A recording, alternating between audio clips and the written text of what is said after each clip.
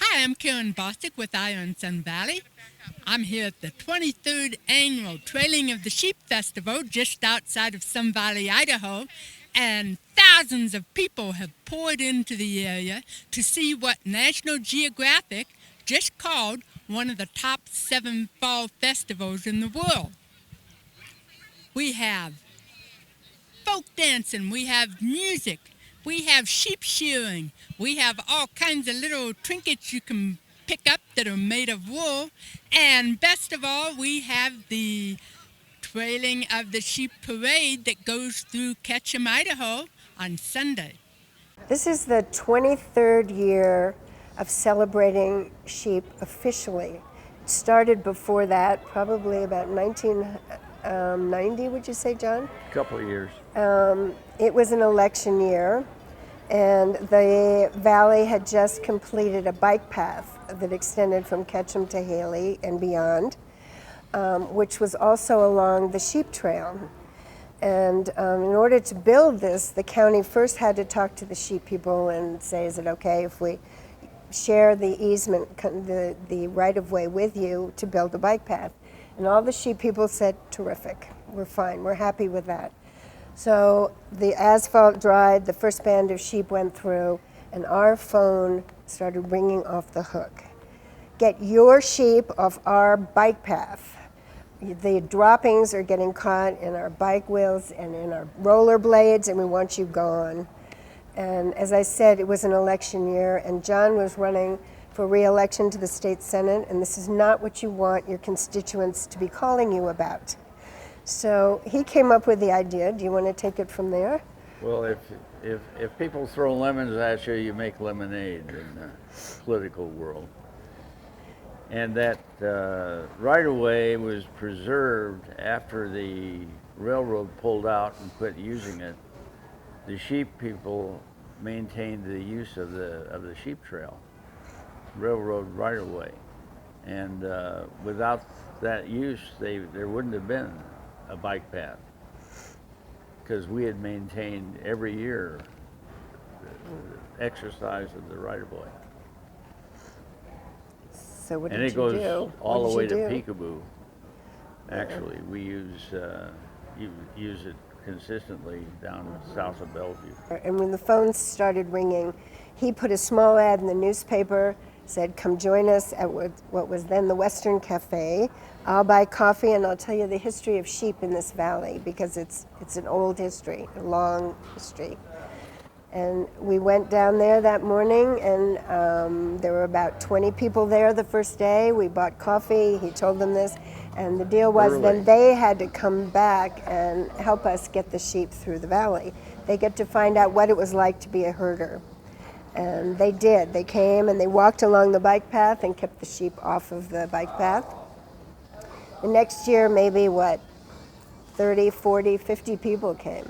And this kept going on and on. We had classrooms, teachers bringing their classes out to watch this, to participate. And suddenly realized everyone wanted to walk down the right-of-way and work with the sheep. And at about that point, Carol Waller, who was at that time head of the Chamber of Commerce, called me up and she said, Diane, this is getting to be huge.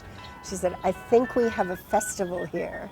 I'll never forget her saying that. And I went, what a terrific idea. And we had been still of this mentality of trying to earn friends and be gentle with what we were doing. But a festival, why not celebrate our history and our culture and the sheep that have been in this valley for years? One of the real charming parts of the festival is the living exercise.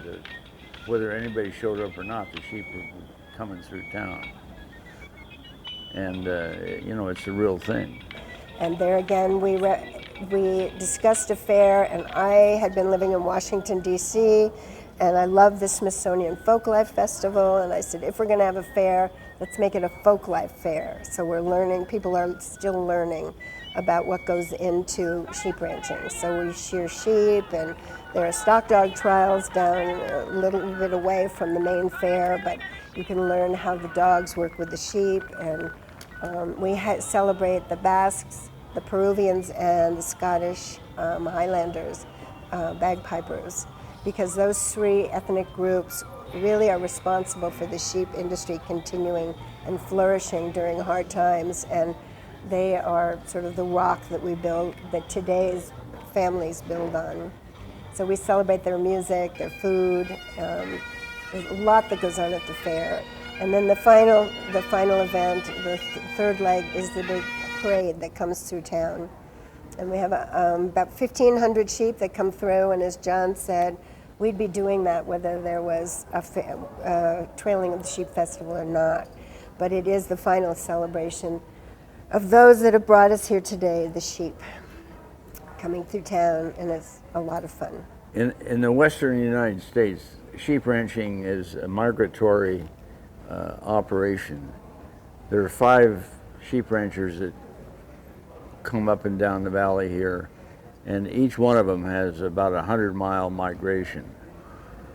We start in the spring at, say, around 4,000 feet, end up this time of year at 8,000 to 9,000. We gain a mile in that 100-mile migration. And it's always been that way. I mean, you can go back 10,000 years, and people would take their flocks and their border collies that they acquired by taming a wolf puppy, probably, taught that wolf pup and its offspring to herd sheep, probably hunt and kill the bighorns in the beginning, but they slowly became herd dogs, and the bighorns evolved into an animal that wanted to be grouped together.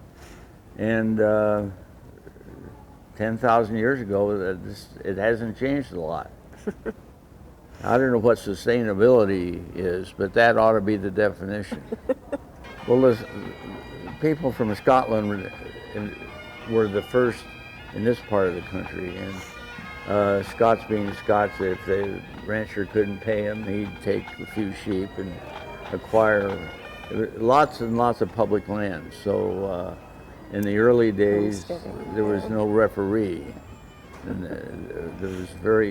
it became very, very crowded, and there was some damage done, overgrazing. And then the federal government stepped in and created the Taylor Grazing Act, and they acted as a referee and settled everything down and got management in place. And check out this quilt that members of the 5B Quilters Guild have designed. There's a sheep for every month, one with an Easter bunny, one with a pumpkin. There's even one with the iconic red barn at Sun Valley Resort. I hope that gave you a glimpse into the trailing of the Sheep Festival.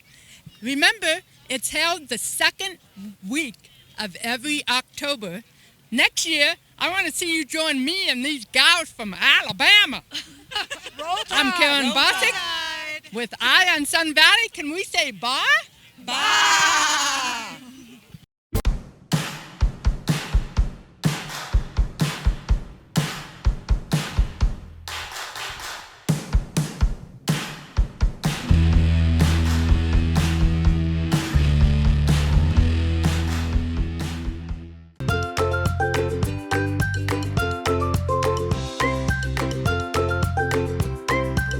Better food, better price, better service. Atkinson's Market, supporting local farmers since 1956.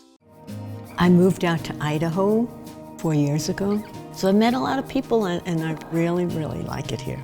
You know, if you don't have something like that that brings you into other people's lives, it takes a long time to get to know people.